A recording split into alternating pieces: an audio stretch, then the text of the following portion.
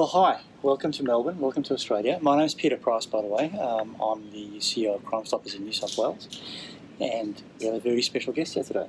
My name's Alicia Kosakevich. And welcome to Australia. And what are you doing in Australia? This is my third time in Australia. Your third time? Yes, Okay. It's my third time, and I love it here. It's become a second home. This time I'll be in Sydney, Melbourne, and Brisbane, so making quite a nice trip of it.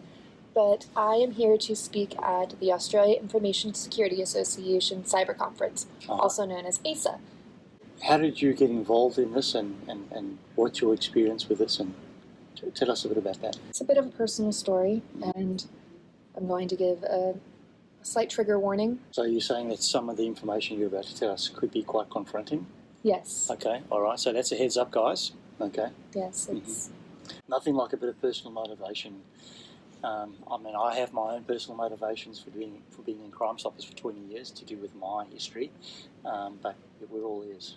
Thank you. When I was 13 years old, I was groomed and lured from my home by an internet predator. This was back in 2001, 2002, so there wasn't any internet safety education. Nobody was talking about this. I didn't know any better. My parents didn't know.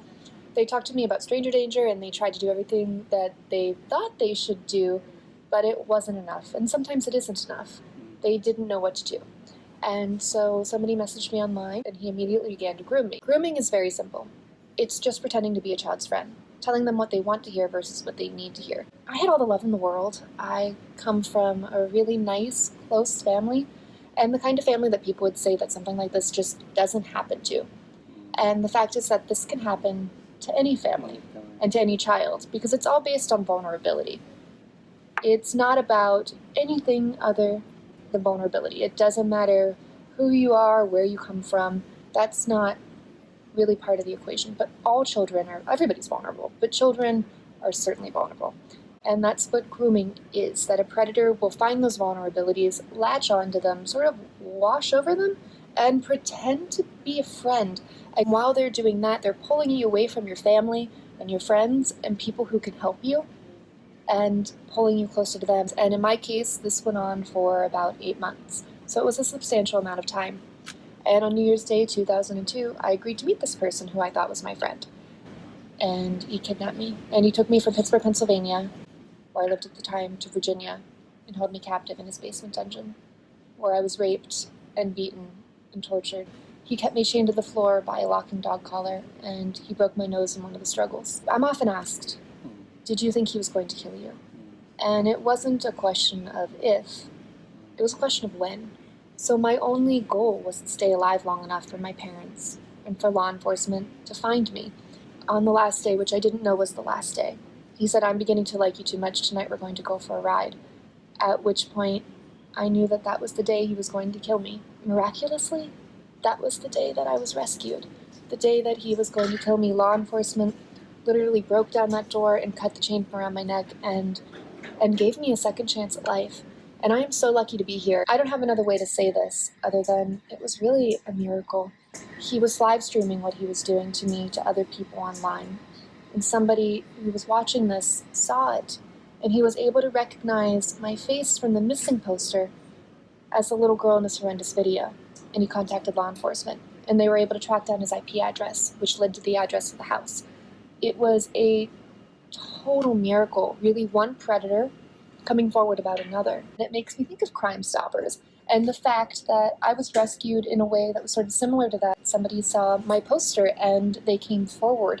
And that is such a great way to fight crime. As law enforcement, you can't be everywhere all the time, and you'd like to, but you don't know everything all the time. So you need people who are in the world to be able to help you to do what you need to do to fight crime. And that's what this person did. For the wrong reasons, yes, but it was a marvelous outcome. With that second chance at life, I have devoted my life to keeping other children safe and fighting predatory crime. And that's your gift to us, let me say. That is your gift to us.